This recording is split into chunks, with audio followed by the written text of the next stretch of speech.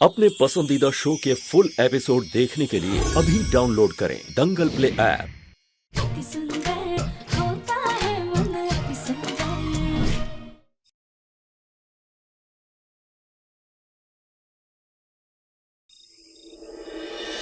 ये राधिका माँ नहीं बन सकती थी और इस वजह से ये गौरी को इस घर में लेकर आई और गौरी के चक्कर में ये जो चमक नैनी बनकर इस घर में आई। राधिका बहू माँ बन पाती तो ये सब हंगामा होता ही नहीं। क्यों राधिका बहू? सही कहा ना मैंने? लेकिन ताई जी हम माँ बन सकते हैं।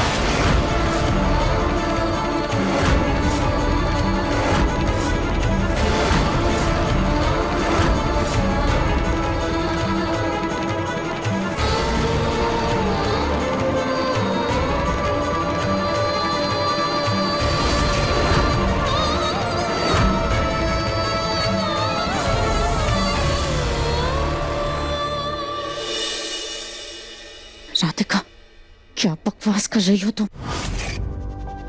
पंडित जी की बात भूल गई।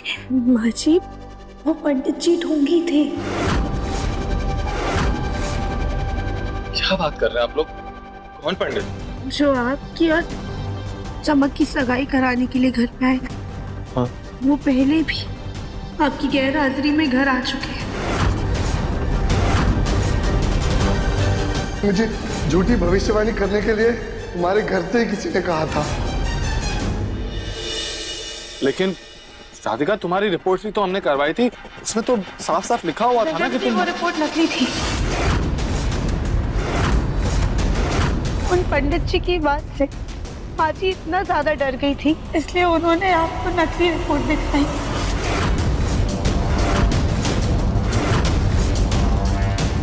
एक माँ है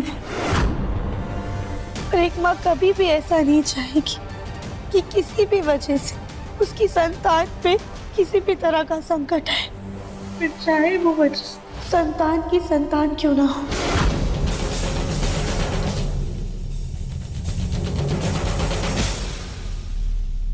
सॉरी मन्ना, हमें माफ कर दे, लेकिन हम क्या करते? हमें बस तेरी चिंता थी। राधिका, लेकिन तुम्हें कैसे पता कि वो पंडित जी नकली थे? हाँ चाची सास जी, पंडित जी ने खुद अपने मुंह से कबूल किया है। हमारे घर से ही कोई फोन करके उन्हें बुलाया था। पक्का हमारी मम्मी ने ही उन्हें बुलाया होगा, है ना मम्मी?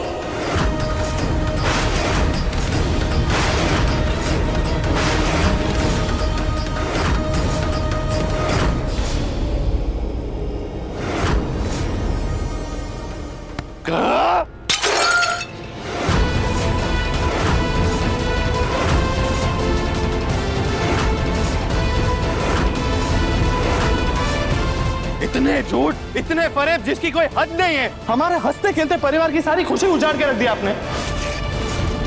आपको सिर्फ और सिर्फ अपनी बेटी की खुशियां दिखाई दी, लेकिन किसी और की बेटी की जिंदगी बर्बाद करके रख दी आपने। उसका क्या?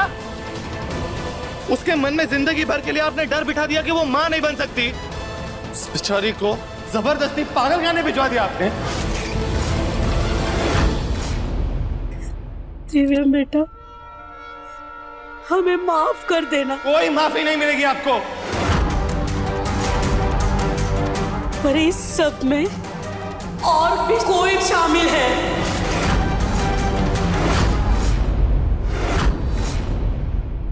तुम्हारी माँ भी राधिका को घर से निकालना चाहती थी।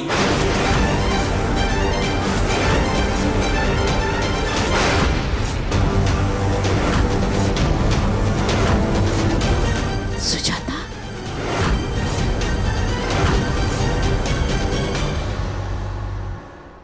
दंगल एक्सप्रेस चैनल को सब्सक्राइब करिए। क्या क्या बकवास कर रही हैं आप? हाँ, क्या नौचना पक्की जा रही है? हाँ, हम राधिका का बच्चा नहीं चाहते थे,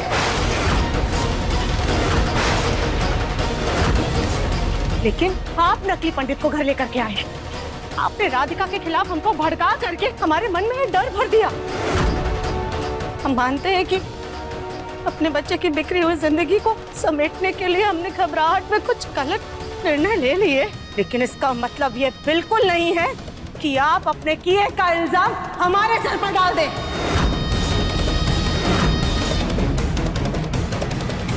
प्लीज फूल आंटी, अब पहले ही हमारे परिवार में बहुत दरारें डाल चुकी, अब और झूठ बोलकर हमारे मन में गलतफहमी का बीज मत बोइए, क्योंकि अब हम आपके धोखे और फरेब में नहीं फंसने वाले हैं। इस वक्त चुप रहने में ही भलाई है, ताकि कली पर कुछ आँच ना आए और सुजाता ही अगली बार हमारा वापस आने का जरिया बनेगी। मैं तो कहता हूँ चमक के साथ इन्हें भी पुलिस के हवाले करना चाहिए। मैं भी पुलिस को फोन करता हूँ। हाँ हाँ देवर जी, हाँ।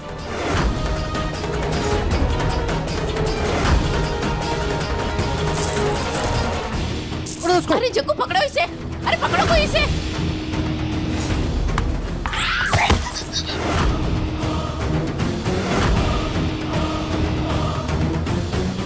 बचकर कहाँ भाग रही है? चट्टी कहेगी और पूरी जिंदगी जेल में चक्की पीसना।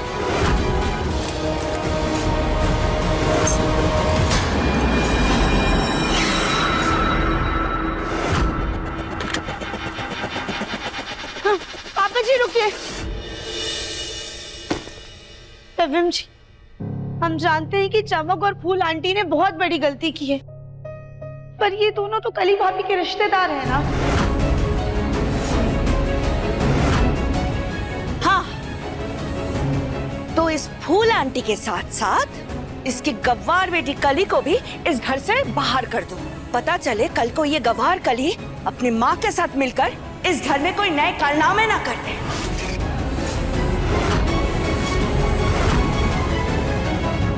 माँ आप ये उधर ही रुक जा।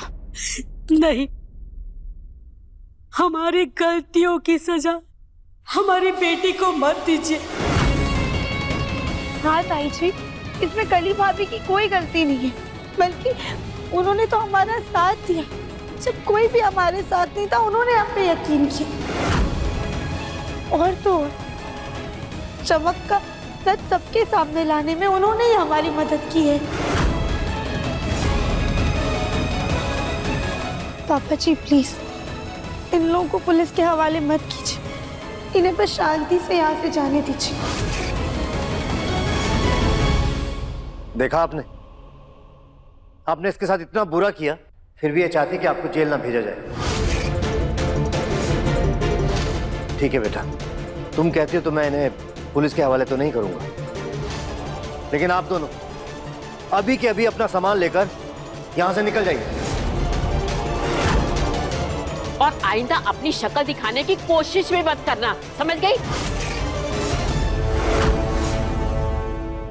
और एक बात अच्छे से याद रखिए, आपको ये माफी भी राधिका की वजह से मिल रही है, जिसको आप लोगों ने इतना परेशान किया है।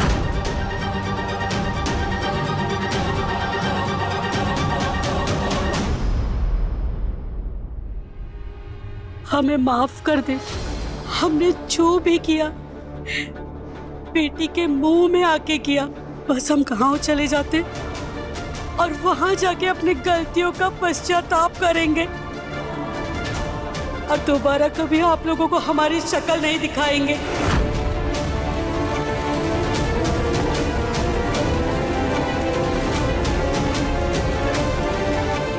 बेटा हमेशा खुश रहना। अब समझ में आया मम्मी कि सब देवरानी जी की बात क्यों मानते हैं, क्योंकि वो बहुत अच्छी और समझदार इंसान है, हमसे लाख गुना बेहतर। और आज आप उन्हीं की वजह से जेल नहीं गई। अब हमें बख्श दो और हमारे बीच फूट डालने की कभी कोशिश भी मत करना। हाँ हाँ, बहुत हो गए ये मगरमच्छ के आंसू समधन जी, अब जाइए।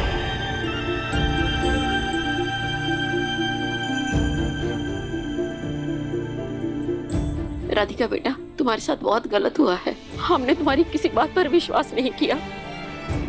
हो सके तो हमें माफ कर देना बेटा। माफ कर। नहीं दादी, आप अभी क्या कर रही हैं? इसमें आपकी कोई गलती नहीं है। नहीं बेटा, हम सब तुम्हारे गुनहगार हैं, अपने परिवार को माफ नहीं करोगी? पापा जी प्लीज। सुजाता, तुम्हें कुछ नहीं कहना? सॉरी राधिका बेटा, हमें माफ कर दो।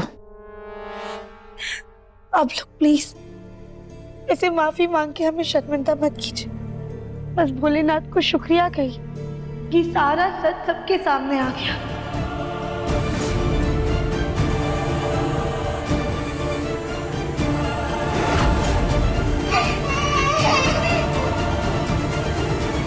देवरानी जी, गौरी के पास जाइए, वो कब से माँ के प्यार के लिए तरस रही है। राधिका माँ बन सकती है तो गौरी के साथ खेलने के लिए उसका कोई भाई बहन भी चाहिए, है ना?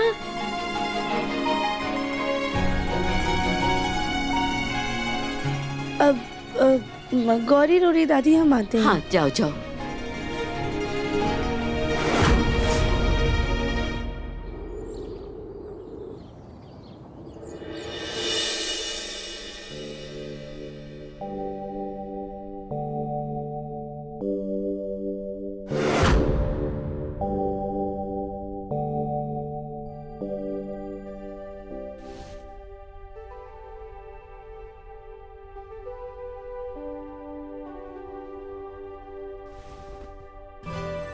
दिव्यम जी, क्या देख रहे हैं आप? क्या देख रहा हूं?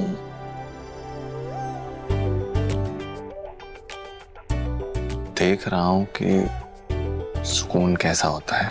मतलब? आंखें बंद करना।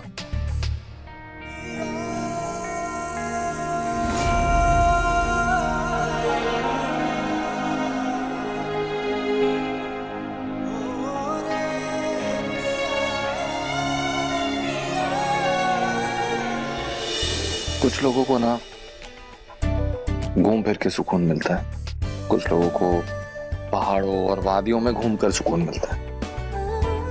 मेरा जो सुकून है वो मेरी आंखों के सामने है।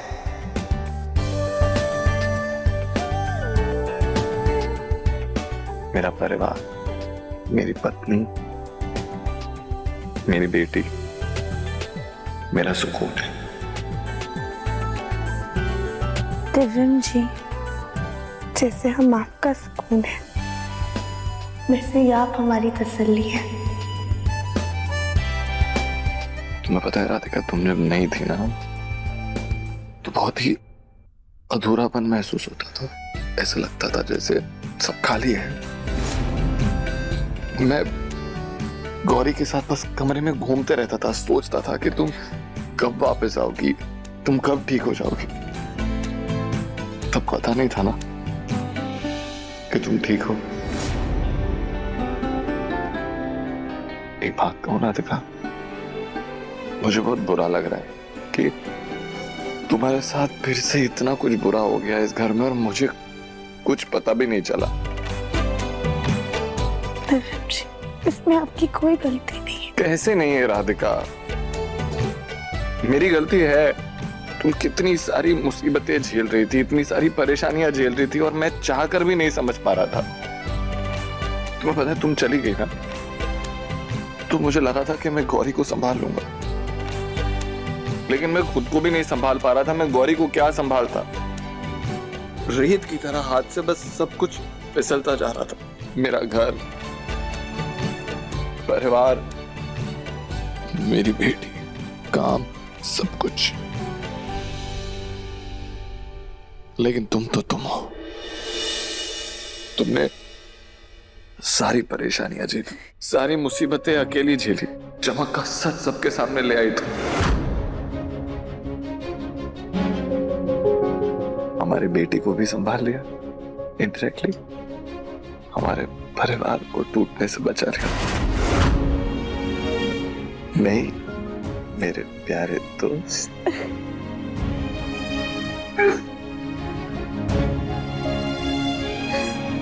देखा आपने, गौरी ने सबसे पहले पापा कहा।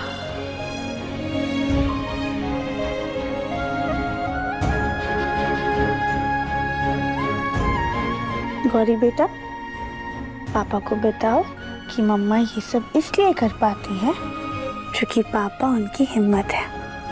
अच्छा,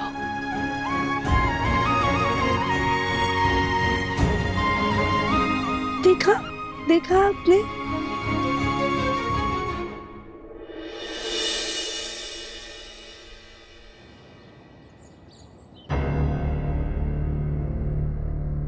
सुजाता, तुम आज की आरती नहीं करोगी।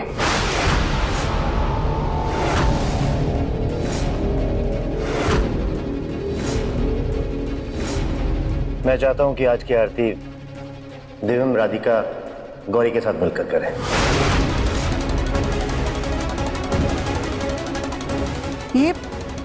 ये आप क्या कह रहे हैं मुन्ना के पापा? गौरी आरती कैसे कर सकती है?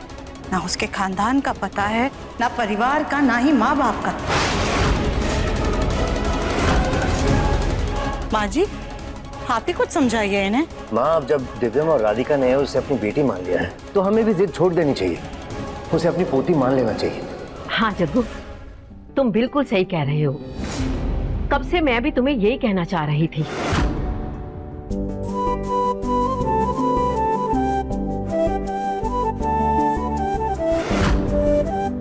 जब से मैंने इसकी मालिश की है ना, तब से इसने मेरे दिल में जगह बना ली है।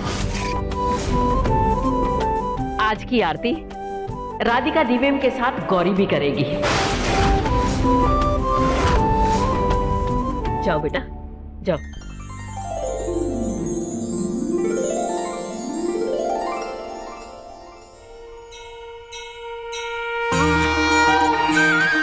जे करो जे।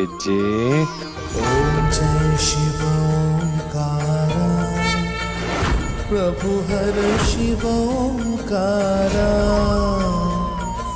ब्रह्मा विष्णु सदा शिव अर्धांगिधारा। ओम जय हर हर महादेव, हर हर महादेव।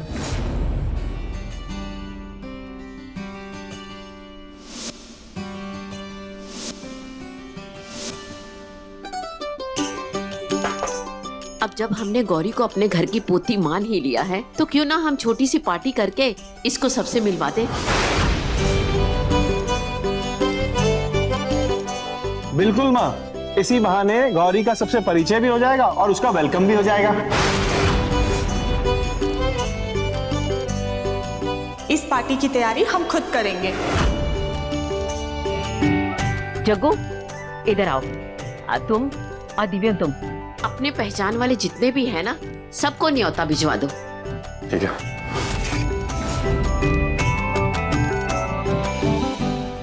ये लो सुजाता, राधिका के मां ना बनने वाला नाटक कितना भारी पड़ गया तुम पे। अब तुम्हारी प्यारी बहू रानी राधिका इसी घर में है और इसकी गोद ली हुई बेटी गौरी भी इसी घर में जगह बना ली। क्यों सुजाता बहन, सही कहा ना मैंने? कोई कुछ भी बोले, हम इस अनाथ लड़की को कभी अपनी पोती नहीं मान सकते। अभी सब्सक्राइब करें हमारा चैनल और पाएं अनोखा बंधन के सारे शानदार एपिसोड्स।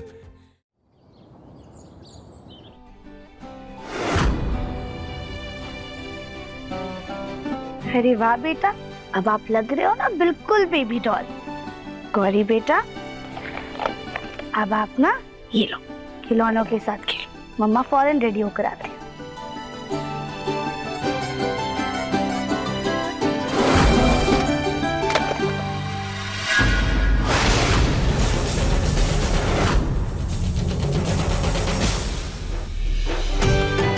अरे गौरी बेटा, ये आपने क्या कर दिया? मम्मा आपको काला टीका लगाना भूल गई तो आपने पूरे कपड़े ही काले कर लिए। हो, शैतानी करके आप हंस रहे हो। अब हम आपको वापस से तैयार कर देते हैं। देवरानी जी। भाभी देखिए ना, गौरी ने अपने पूरे कपड़े खराब कर लिए। देवरानी जी, गौरी को ना मम्मी की नहीं, माँ की लाई हुई ड्रेस पहननी थी, है ना गौरी बेटा? देखिए। देवरानी जी, जाइए आप तैयार हो जाइए, गौरी को हम तैयार कर देंगे।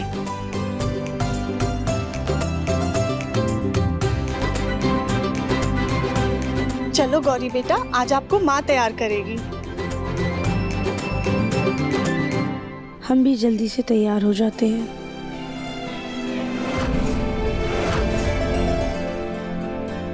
गौरी को तो उसकी नई ड्रेस मिल गई, हम क्या पहने? हे भोलेनाथ, प्लीज हमें भी कोई नई साड़ी दे दीजिए।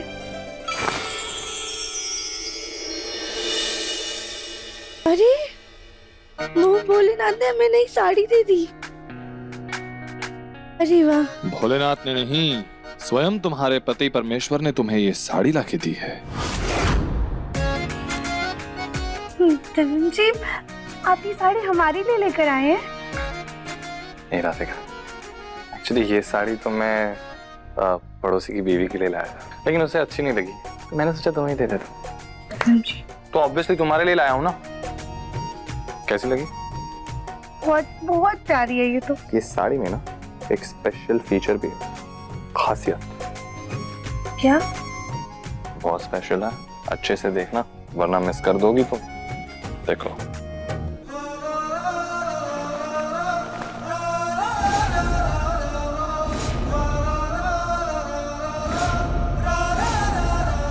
राधिका, तुम्हें पता है इस साड़ी के अंदर छुपकर हम लोग बहुत सारा रोमांस कर सकते हैं।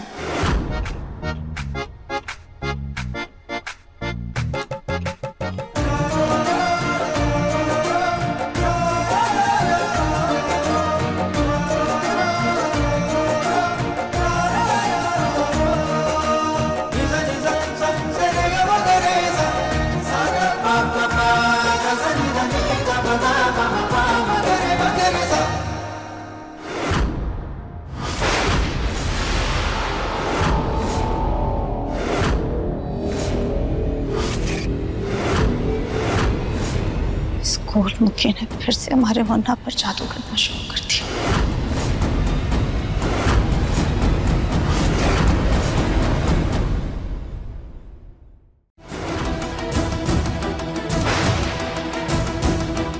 ऐसा ही निशान मेरे गोलू के पेट पर है, वो भी जन्म से। वही निशान इस लड़के के पेट पर है। ये गोलू की बेटी है। ताई जी,